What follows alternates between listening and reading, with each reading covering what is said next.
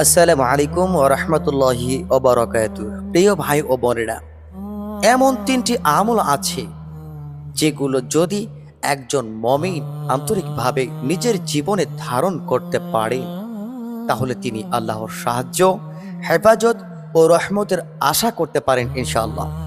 প্রিয় ভাই ও বোনেরা আমার, এই আমলগুলো কোনো কুসংস্কার নয়, কোনো অলৌকিক মন্ত্রও নয়, বরং কোরআন ও সহিহ হাদিসের শিক্ষা। প্রিয় ভাই ও বোনেরা আমার, চলুন আমরা জেনে নেই সেই তিনটি গুরুত্বপূর্ণ আমল। প্রিয় ভাই ও বোনেরা আমার, এক নাম্বার যে আমল, এটা হলো আল্লাহর ওপর পূর্ণ তাওয়াক্কুল রাখা। আল্লাহ তাআলা বলেন, আর যে ব্যক্তি আল্লাহর ওপর ভরসা করে, আল্লাহ তাআলা তার জন্য যথেষ্ট হয়ে যায়। আল্লাহু আকবার।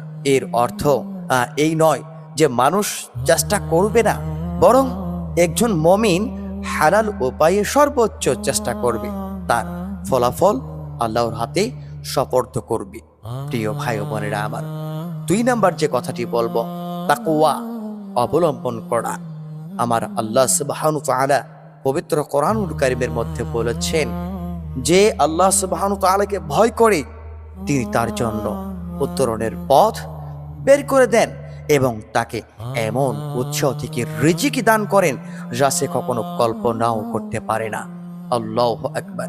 অর্থাৎ তাকওয়া মানে শুধু ভয় নয়, আল্লাহর আদেশ মানা এবং তার নিষেধ থেকে বেঁচে থাকা। এই গুণ একজন বান্দার জীবনে আল্লাহর বিশেষ সাহায্যের একটি আশা জাগাতে পারে। প্রিয় ভাই ও বোনেরা আমার, এবার আমি তিন নাম্বার যে কথাটি বলবো, ফরজ ইবাদতের প্রতি আমাদের যত্নবান হওয়া।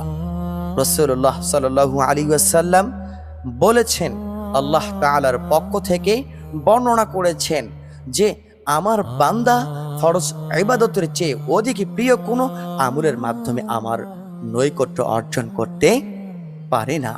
সুবহানাল্লাহ। তাই ৫ ওয়াক্ত সালাত, রমজানের রোজা, যাকাত যার উপর ফরজ হয়েছে এবং অন্যান্য ফরজ ইবাদতগুলির প্রতি যত্ন নেওয়াই আল্লাহর উপর সন্তুষ্ট অর্জনের সবচেয়ে একটি বড় পথ। তবে একটি গুরুত্বপূর্ণ শিক্ষা, প্রিয় ভাই ও বোনেরা আমার, আমরা অনেক সময় এমন কোনো বিশেষ আমল খুঁজি যা মুহূর্তেই সব সমস্যার সমাধান করে দিবে, কিন্তু কোরআন ও সহিহ সুন্নাহ আমাদেরকে এটা শেখায় না। প্রিয় ভাই বোনেরা আমার, আল্লাহর সাহায্য লাভের পথ হলো ঈমান, তাকওয়া, তাওয়াক্কুল এবং ফরজ ইবাদতের প্রতি আমাদের অবিচল থাকা। প্রিয় ভাই ও বোনেরা আমার, আল্লাহ তাআলা আমাদের প্রত্যেককেই তাওয়াক্কুল দান করুন এবং আমাদের তাকওয়াবান বান্দাদের অন্তর্ভুক্ত করুন এবং ফরজ ইবাদত সুন্দরভাবে আদায় করার তৌফিক দান করুন। আল্লাহ তাআলা তার রহমত এবং তার হেফাজতের মধ্যে আমাদেরকে রাখুক এবং সকল ধরনের পাপ কর্ম থেকে আমাদেরকে দূরে থাকার তৌফিক দান করুক। আল্লাহুম্মা আমিন।